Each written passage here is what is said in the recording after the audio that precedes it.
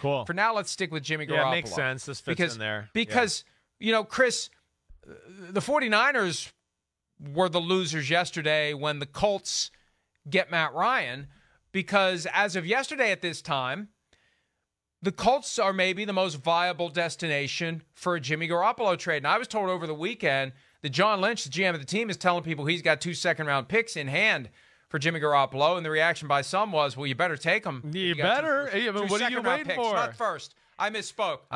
Okay. 2 second-round picks. Okay. 2 second-round picks. Either way, you better take those too. You better take them. You got 2 second-round picks in hand. You take them. Because you gave up 1 second-rounder to get him. You clearly don't need him now. Everybody knows you don't need him, and you're ready to move on from him. If you've got somebody offering you 2 second-round picks, unless they're in the years 2044 and 2045, you take them.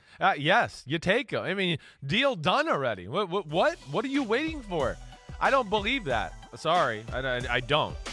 Maybe he did at some point, but not now with the way the carousel has gone here at the quarterback position. I would be shocked if anybody out there would offer 2 second-round picks for Jimmy Garoppolo. I would be absolutely shocked. I don't see that. I was told that the Colts weren't all that interested in Jimmy Garoppolo too, that there was some dabbling there, but it never got serious. So the 49ers, it seems like they're trying to frame something positive here with Jimmy Garoppolo. Garoppolo took some power back in this situation with his shoulder, But look at, hey, did you see that interception? Again, I mean, this is one of the league leaders in dumb interceptions over the last 2 years. But they still win some of these games, like this one. I mean, they win the game, so everyone just goes, oh, wait, I forgot about those 3 or 4 dumbest plays I saw of the year from Jimmy Garoppolo. So, boom. I mean, we can play the greatest hits. It can beat Carson Wentz and all the quarterbacks that we make fun of, except he was just on the 49ers and had Shanahan. So that's where 2 second rounds, you make that deal. But I don't think that's really reality, and at least not now. I mean, I'd have a hard time thinking Seattle is thinking about it. The teams that we're looking at that needed quarterbacks.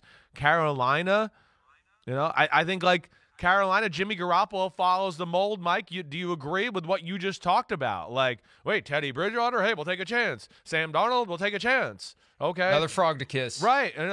Jimmy Garoppolo, maybe you could sell because some fan, the common fan that doesn't pay attention might just go, well, yeah, he won and he was on the 49ers. Maybe they, that gets over people for a little bit.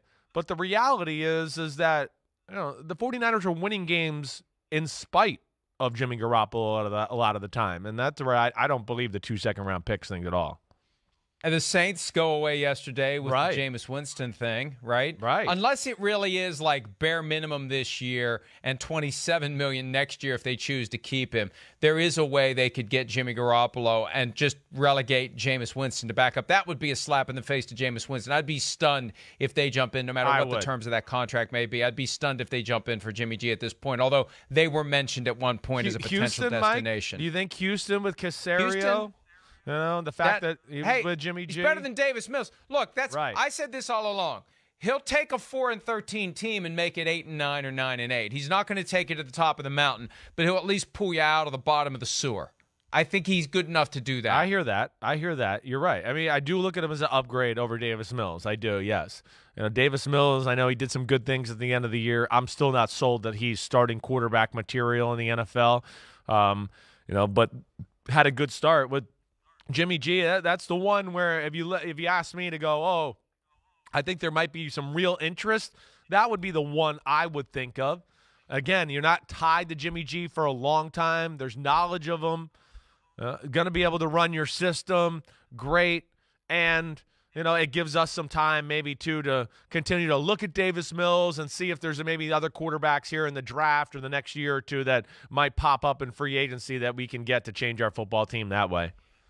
If the 49ers get to the point where they're just basically giving him away, then I think maybe the Steelers revisit. I have a feeling the Steelers may have talked to them back when they were saying, well, we can get 2 second-round picks, and said, so we'll just go get Mitchell Trubisky for nothing. But I wouldn't be surprised if it becomes fire sale. But you know what, Chris? If it gets to that point, I think the 49ers revisit the possibility of just keeping him. There's too much ego and pride that goes into these decisions. I'm not pinning this specifically on the 49ers. I'll put this across the board.